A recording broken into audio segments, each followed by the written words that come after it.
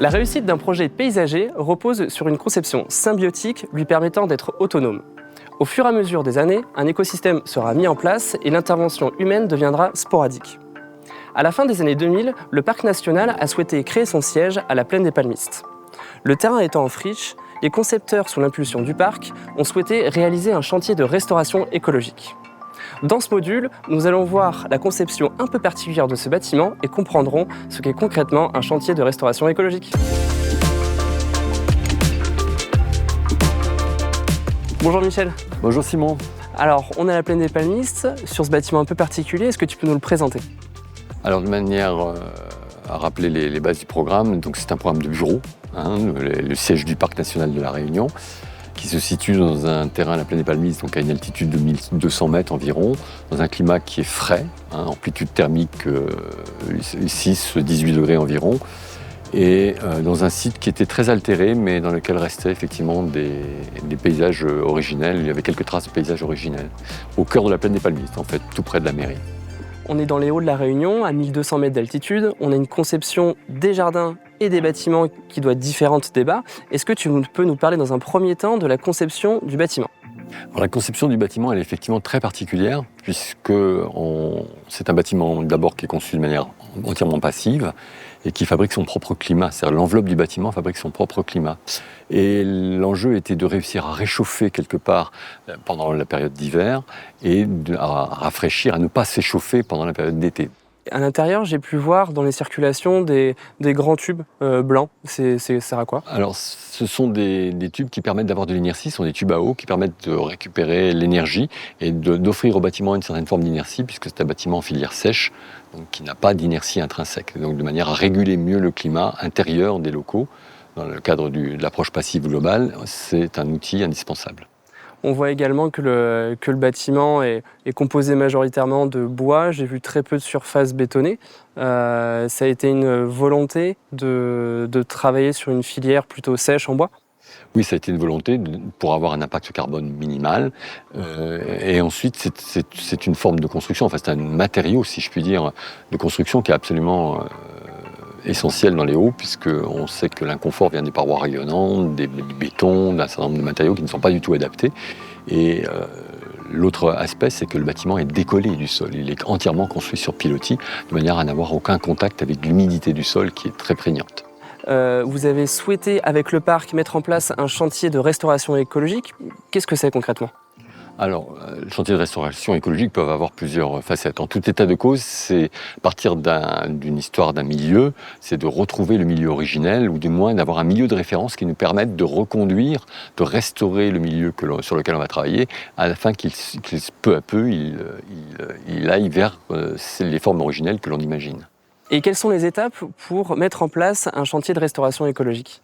Alors, la première étape, c'est de repérer les richesses qui existent, qui préexistent, de les préserver, de les déplacer ponctuellement, ce qui a été le cas pour certains sujets qui devaient être déplacés car ils étaient mal placés pour permettre la construction du bâtiment.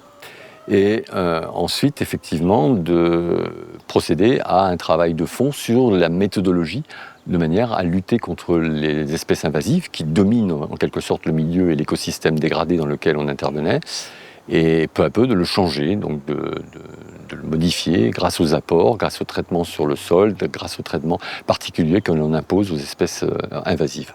Et tous les nouveaux sujets qui ont été rapportés sur ce site, vous les avez récupérés sur des pépinières à droite à gauche ou comment vous avez fait ?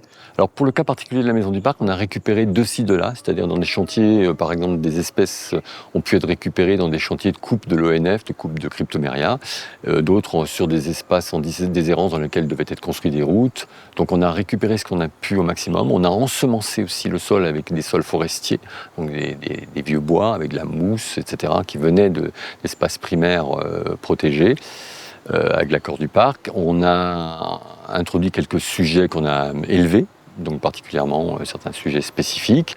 Et on a beaucoup travaillé avec le milieu tel qu'il était. On a été intelligent, c'est qu'on a conservé par exemple la zone humide, et dans cette zone humide, à part apporter des osmondes, les autres espèces étaient présentes, des Rhynchospora, les Cyclosaurus, et donc on a travaillé avec le milieu environnant et le recrutement de ce milieu dans le cadre de la restauration écologique. Maintenant, là, ça fait 8 ans que le chantier de restauration écologique, on va dire, a été mis en place. Concrètement, ça permet quoi? Alors aujourd'hui, le résultat, il est fiable, il est résilient. Il y a une place des invasifs qui est très très faible. On n'a pas encore une structuration définitive du milieu, puisqu'on est quand même sur un milieu encore jeune. Donc les plus grands arbres ne dominent pas, ne sont pas ce qu'on appelle les arbres structurants, ne maîtrisent pas encore les lieux. Mais on a beaucoup de pionniers, comme espèce, et on n'a pas encore tout le peuple des orchidées, des fougères accompagnantes, bien que ce peuple ait beaucoup augmenté depuis le début de la restauration écologique et se soit bien structuré. Donc on est dans un chemin où il y a en plus un entretien compétent qui est fait et qui est suivi, et donc qui permet d'envisager un petit pôle de résilience exceptionnel autour de la Maison du Parc, un écrin en quelque sorte qui protège la Maison du Parc. Pour retrouver, on va dire, l'écosystème initial, ça prendra combien de temps à se mettre en place? Je pense que pour retrouver ce qu'on appelle l'écosystème de référence, on y est déjà pratiquement. On va dire que dans 15-20 ans, on aura une structure qui sera beaucoup plus élaborée. On aura sûrement des recrutements d'espèces comme les orchidées, les fougères, qui sont faciles à recruter. On a déjà recruté les oiseaux, puisque les oiseaux la Vierge vient visiter régulièrement le site, de la même manière que les merles du pays, le merle noir du pays. Donc on a effectivement déjà un écosystème qui fonctionne bien, qui gère ses eaux pluviales. On voit que les eaux pluviales, il n'y a pas de catastrophe, or la période a été très pluvieuse. Donc on a un écosystème qui fonctionne et qui rend déjà des services écosystémiques importants, je veux dire, pour l'ensemble du site, et voire même en-delà du site, puisqu'il ne faut pas oublier que le jardin de la Maison du Parc gère les 1,6 hectare les eaux pluviales d'1,6 hectare de la Maison des Tourelles. Merci Michel pour toutes ces explications.